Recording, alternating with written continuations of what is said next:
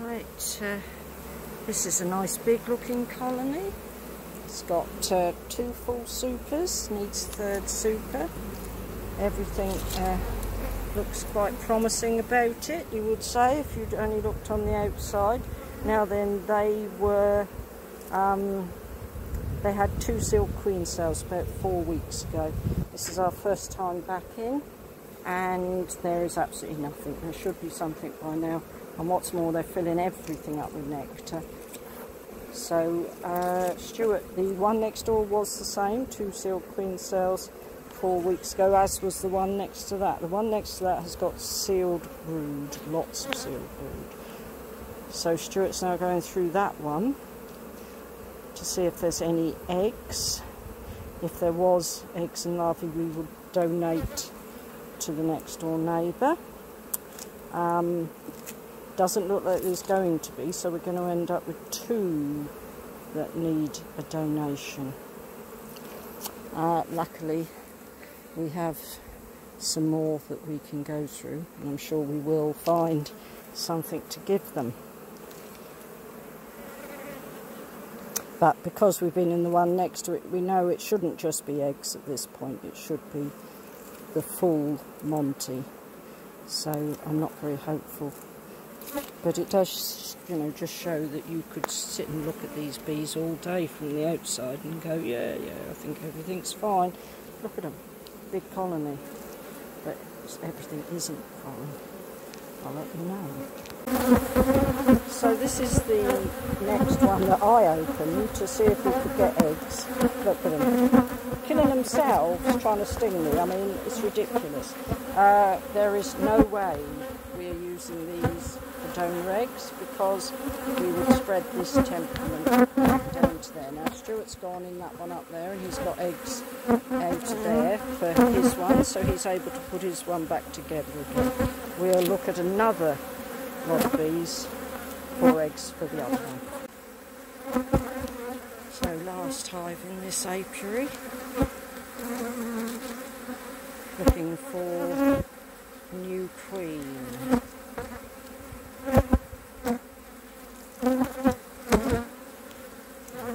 But it may be a little soon yet, so we're not giving up on the idea. I'm still surrounded by the nasty bees from that hive next to them.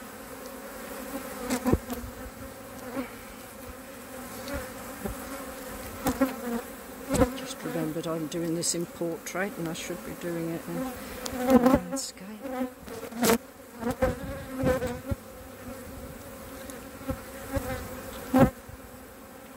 To write it on the phone, I think, is the only way I'll remember.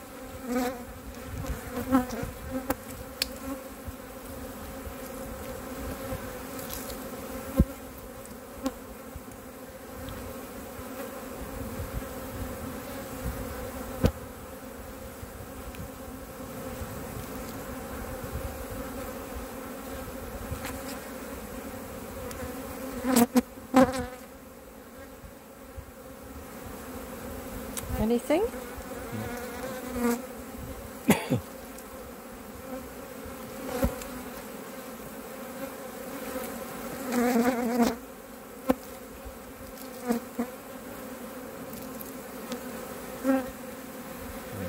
It's never a good idea. It's never a good sign when there's a lot of bits of nectar here and there. They're just coming it, bringing it back, dropping it willy-nilly, not thinking about where the brood nest is going to be. They will do that if there's an extremely heavy nectar flow on. They'll fill every gap, but I don't really think that's what's happening in this one. We'll probably have to give them another week. Apart from anything else, we've already taken 2 lots of eggs out of that. And we could go back into the very first one, who's got a new queen back and is laying now.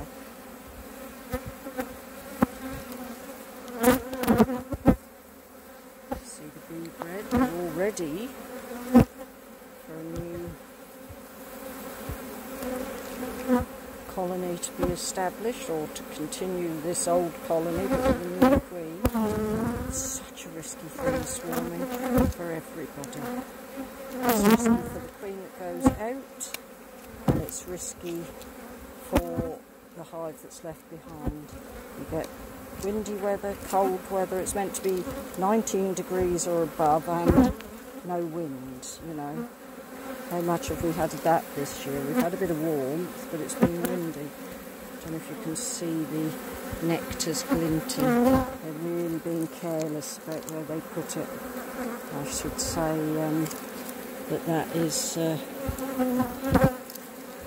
not a good sign at all.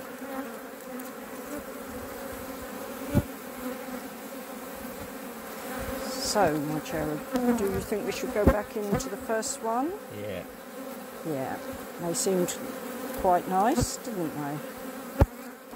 And at least we can get a head start. If there is a queen and she just hasn't got around to starting laying, that won't matter. This will not put her out. They will just have a bit more brood, which they can look after.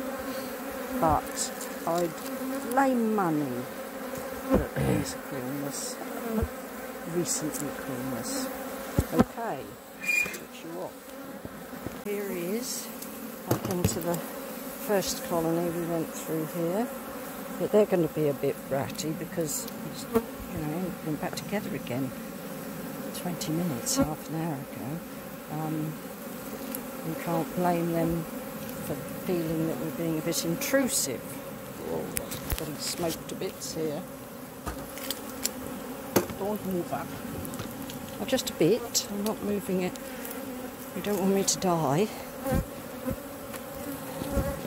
I notice he didn't comment on that one.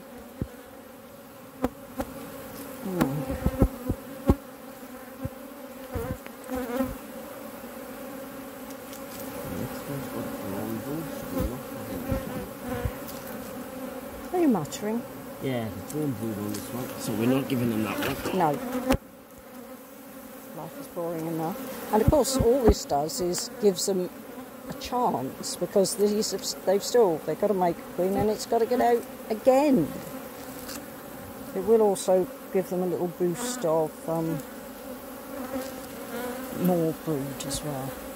You can only do it if you're sure they've got enough to cover the brood, which we are. They're still a reasonable sized colony. And you ideally want eggs, not small larvae. They can make them from small larvae, but apparently they make the best ones from 3-day-old eggs. So they're harder to spot because, as you know, the eggs are sticking straight up on day 1, 2, then they're starting to go over on day 3, and they lay down on day 4 when it hatches. I say they lay down, of course we look at everything as if the cell, that's the bottom of the cell, but it isn't actually, it's the back of the cell. So it's more complicated than that.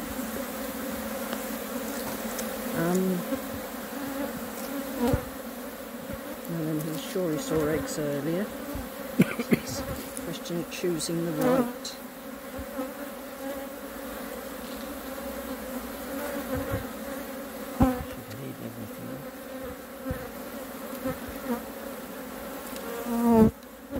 This is a new queen, 2020 queen in here, 2022 queen in here.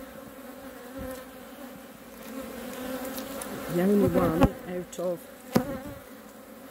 these 3 that are next to each other who got out, got mated, got back.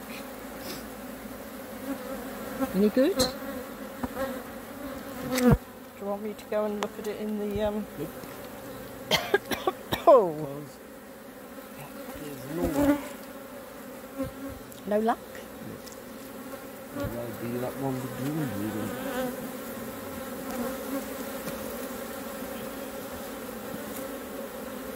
Well, you've got larvae.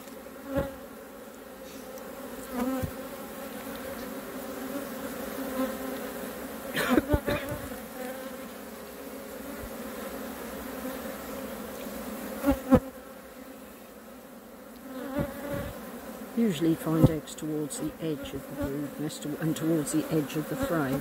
Obviously when they first start they're all over the frame, but they sort of start in the middle and spread out. And then methodically you get a good brood pattern.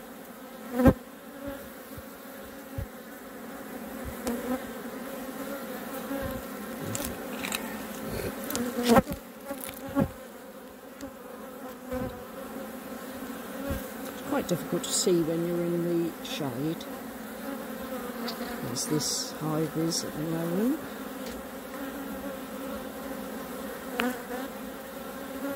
Nothing. Oh. Larvae. But no eggs.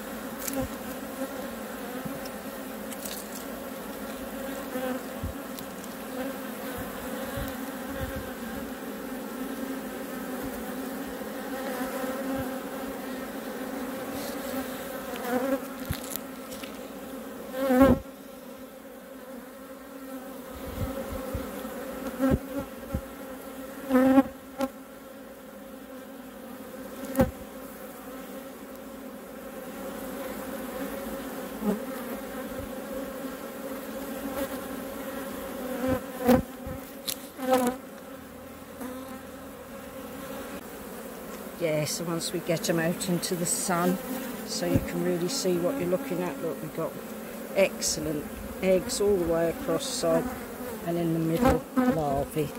So this can go into here, and they can make a new queen, we hope.